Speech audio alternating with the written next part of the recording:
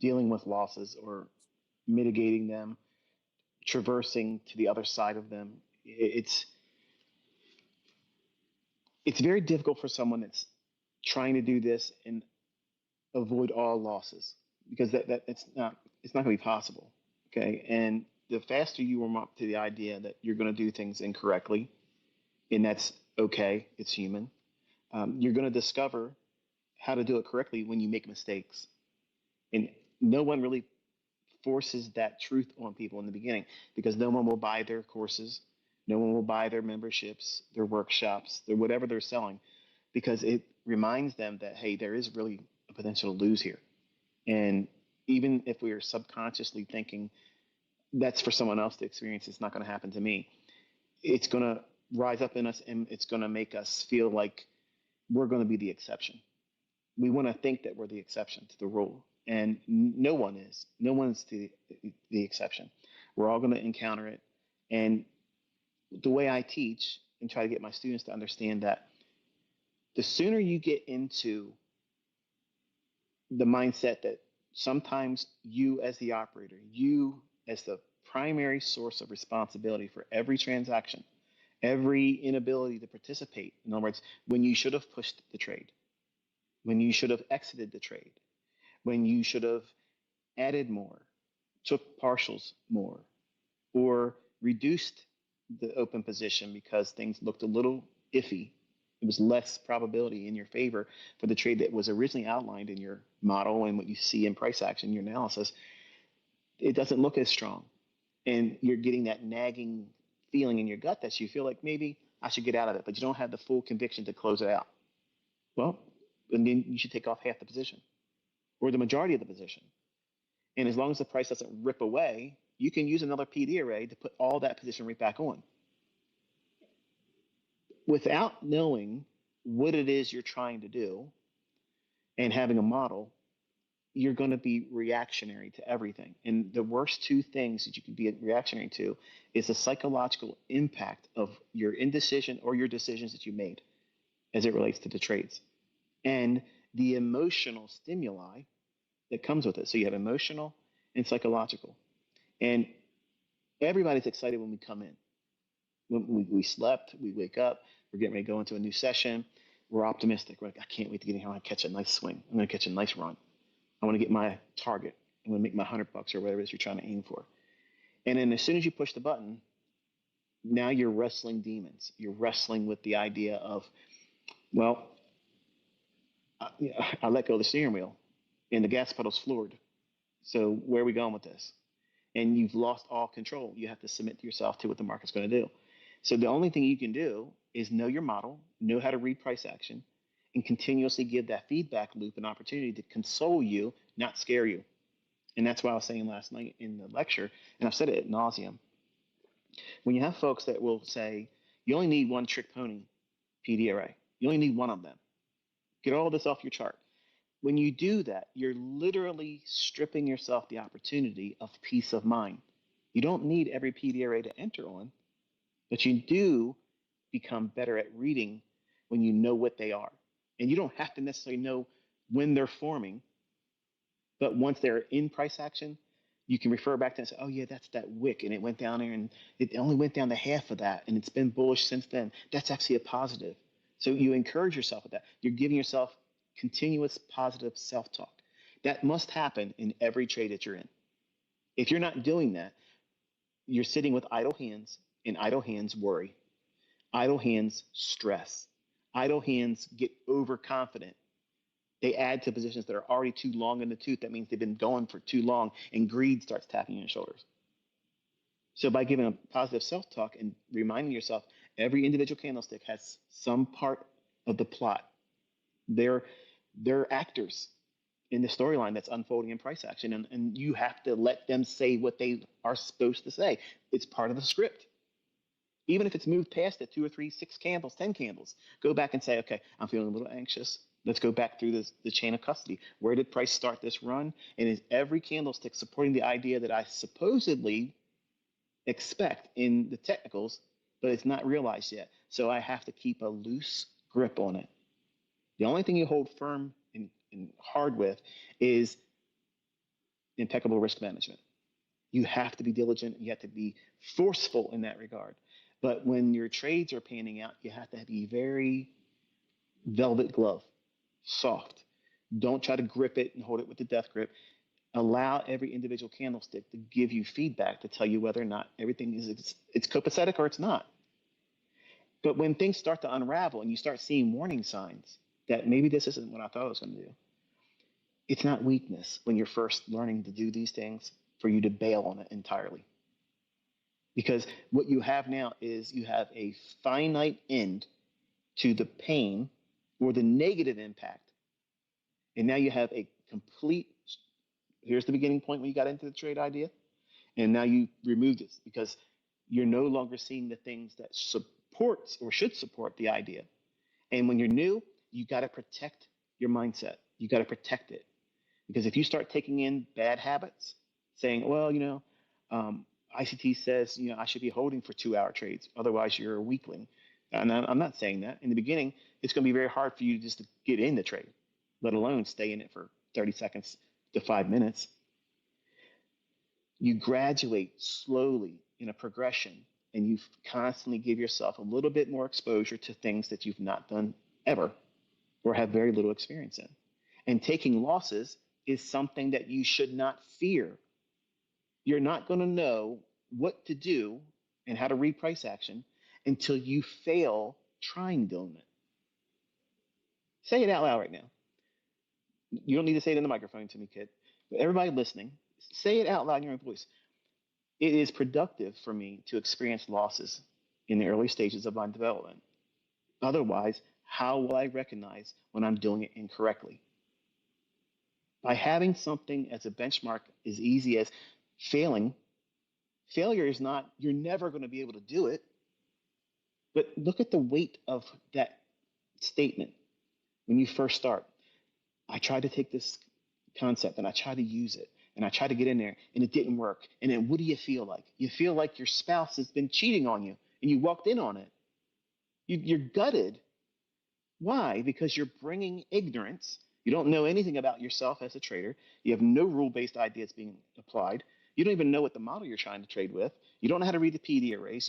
You can say, oh, I can see that when he talks about it or when someone else is saying it, but you can't see it when it's forming or before it forms. So is it fair for you to beat yourself up in regards to experiencing a loss or having to work through mitigation? Or what happens if you try to do mitigations in a loss or a series of losing trades and you make the loss even bigger? That's really going to make you feel like you're, in a world of crap. You're going to be real easy to talk yourself out of trading. Or the pain and the discomfort of that is going to make you feel like you're in a house of fire. And what are you going to do in there? You're going to run. You're going to try to get out of there as fast as you can. And the only way you can escape a house on fire that's burning in equity and drawdown, the natural tendency and the mindset shifts to trade more. And in reality, what you're doing is you're throwing more gas that you use to cause that fire and drawdown. You're just tossing more gas on it. You're not giving yourself a chance to say, okay, I'm just going to find the safe exit and prevent myself from being consumed entirely. And then when the ashes settle, then I'll come back and I'll rebuild from there. And that is a very hard thing to do. When you're brand new, you think somebody like me or someone better than me or someone that claims to be better than whoever is the best, they're going to sell you something. Okay? They're going to sell you something with the idea that if you join my thing, if you pay for my thing, if you buy my thing, if you do what I tell you to do and worship me online, these things are going to make it easier for you to trade and you're going to have no problems. And it's going to be an everyday trading success story. And that is absolute bull crap. But it sells. It sells tickets. It sells memberships. It sells the idea of participation. And it builds team mentality.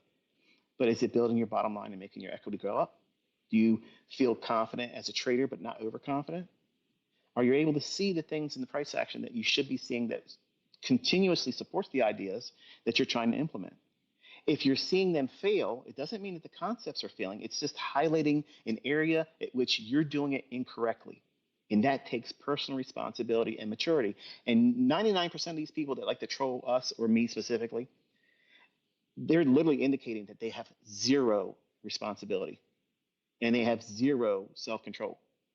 And they're trying to get a stimuli of feeling like they're victimizing someone else because they're living in victimhood.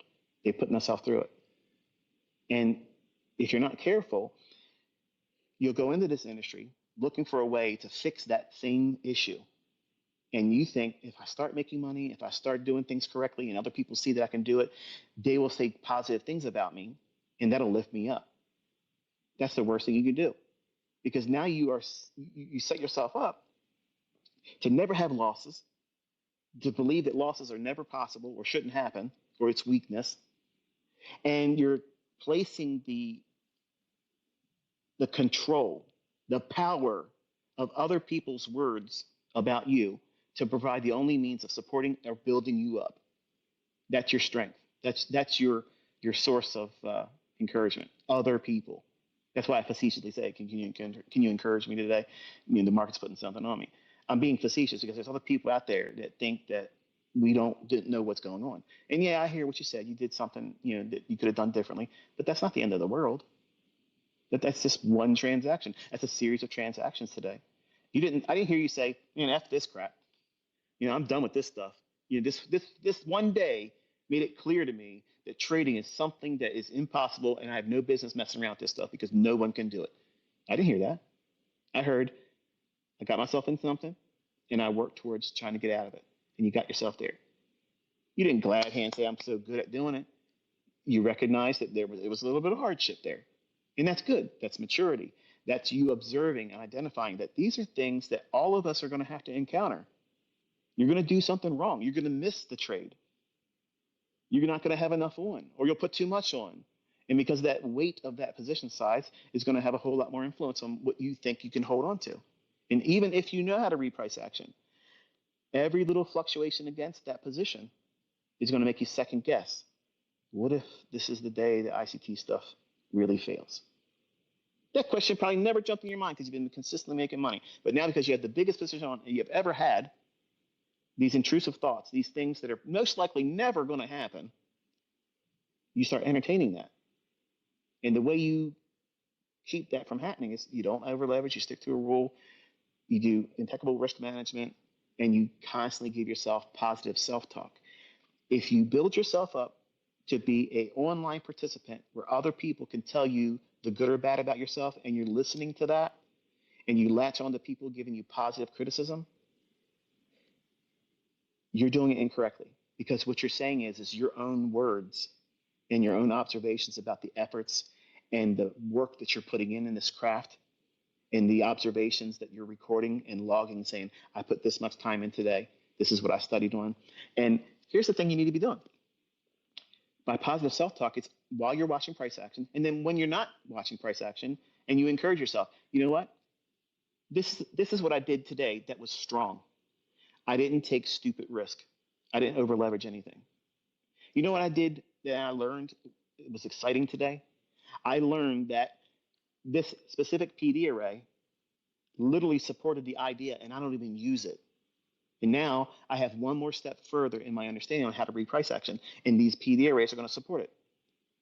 You're learning the custody from one PD array to the next. There's a chain of custody where price uses one specific PD array, one candlestick at a time, and it's continuously giving you feedback whether or not the idea you're expecting to draw on, where the price is going to go to, it's constantly giving you information.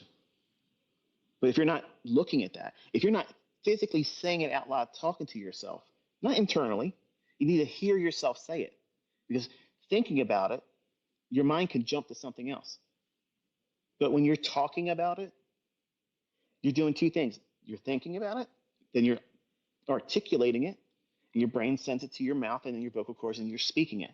That's too many things going on for you to share your mind with something else while you're visually looking at the candlestick. So you're talking about it like you're teaching someone sitting next to you. This candlestick right here is behaving this way, and it's exactly what I want to see because this supports the underlying narrative that price is going to go to where I think it's going to go. And I have not seen anything yet that changes that underlying narrative. You got no chance to think about anything negative.